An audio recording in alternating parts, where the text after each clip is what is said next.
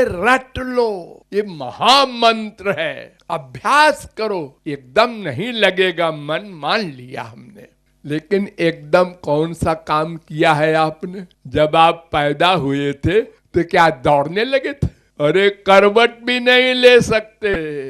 ऐसे ही रूप ध्यान में भी थोड़ा समय लगेगा, लेकिन घबराना नहीं चाहिए। फोटो रख लो एक भगवान की, जो पसंद हो उसको देखो, फिर आंख बंद करके वैसे बनाओ, फिर देख लो, फिर बनाओ। और गुरु को तो देखा ही है, उसका तो बना ही सकते हो आराम से। दो ही का तो रूप ध्यान करना है, हरि गुरु का। तो इस प्रकार रूप ध्यान का अभ्यास करने से फिर वो होने लगेगा, अपने आप होने लगेगा। भगवान नाम लिया कि रूप आ गया, इतना अभ्यास हो जाता है थोड़े दिन के बाद।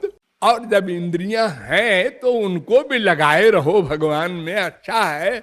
रसना से भगवान का नाम गाओ, कान से संतों की वाणी सुनो, लेकिन मन से स्मरण अवश्य करो। ये रट लो, तुम आत्मा हो, शरीर नहीं हो। ये शरीर तुम्हारा है, तुम शरीर नहीं हो। जब देखते हो एक मर गया, मर गया माने क्या? शरीर से चला गया। वो कौन चला गया? आत्मा। वो हो तुम, और भगवान के अंश हो, दास हो। भगवान का आनंद तुमको मिलेगा तब परिपूर्ण बनोगे। संसार का आनंद तो अनंत जन्म मिल चुका, वहीं के वहीं खड़े हैं। तो रूप ध्यान पूर्वक भगवान का नाम संकीर्तन, ये साधना सर्वश्रेष्ठ है।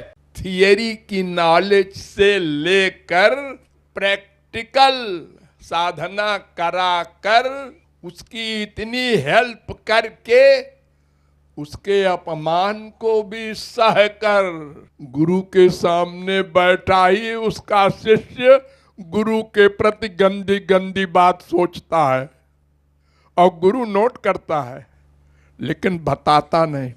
ठीक हो जाएगा, बच्चा है, अभी नासमझ है, अज्ञानी है। सभी जीव अज्ञानी रहते हैं पहले, यूं करके वो क्षमा करता जाता है और पीछे लगा रहता है। तब कोई जीव निकल पाता है, शुद्ध हो पाता है। बड़ी मेहनत पड़ती है।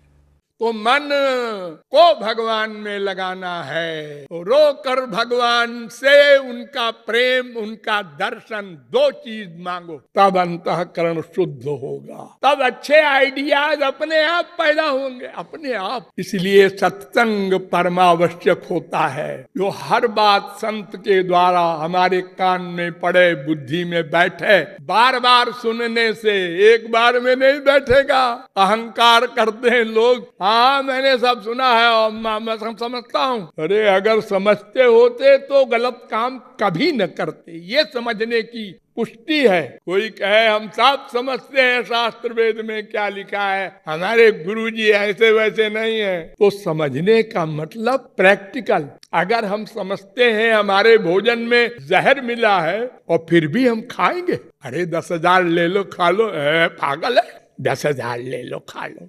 नवधा भक्ति करने से भगवत कृपा और गुरु कृपा होती है। जब अंतःकरण शुद्ध हो जाता है तो वो दिव्य भक्ति मिलती है, फिर सदा को भक्ति रहती है। भक्त्या संजातया भक्त्या बिभ्रत्युत्पुलकाम तनुम। सब संत ग्रंथ एक स्वर से कहते हैं भक्ति से भक्ति मिलेगी। और भगवान और मुक्ति और माया निवृत्ति, त्रिगुण निवृत्ति, त्रिकर्म निवृत्ति, त्रिताप निवृत्ति, पंचक्लेश निवृत्ति, पंचकोश निवृत्ति, ये अपने आप होगा। इसको मांगना नहीं पड़ेगा, इसके लिए कुछ करना भी नहीं पड़ेगा, ये अपने आप सब मिल जाएंगे उसी एक भक्ति से। ऐसी भक्ति महादेवी की